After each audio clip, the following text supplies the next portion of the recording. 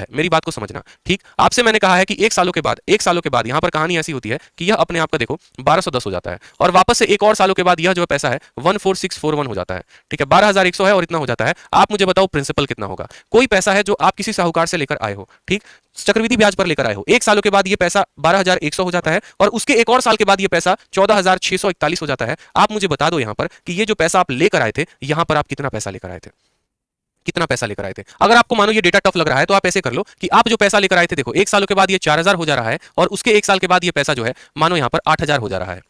आप ऐसे समझ लो, अब आप और आसानी से समझ पाओगे कि कोई पैसा आप लेकर आए थे, 1 सालों के बाद ये पैसा 4000 हो गया, उसके एक और साल के बाद ये पैसा 8000 हो गया, तो जो हम पैसा लेकर आए थे वो पैसा था कितना, प्रिंसिपल कितना था। क्या बोलेंगे सर, कुछ नहीं करना है, यहां पर इन दोनों का रेट देखिए, इन दोनों का रेशियो देखिए, रेशियो क्या है 1:2 है, यानी यह पैसा अपने आप का दोगुना हो रहा है, यह पैसा अपने आप का कितना हो रहा है, दोगुना हो रहा है। तो अगर यहां पर यह पैसा अपने आप का दोगुना हो रहा है तो यहां पर यह भी पैसा अपने आप का कितना होगा, दोगुना, यानी पी को हमने 2 के साथ गुना किया तो हमें कितना आया, 4000 आया। तो पी का मान कितना है, तो पी का मान हमारा 2000 है, यानी वो पैसा था कितना, तो वो पैसा हमारा 2000 रुपए था। 2000 रुपए को हमने चक्रवृद्धि ब्याज पर दिया तो 1 सालों के बाद 4000 हो गया, फिर एक और सालों के बाद 8000 हो गया। अगर एक और साल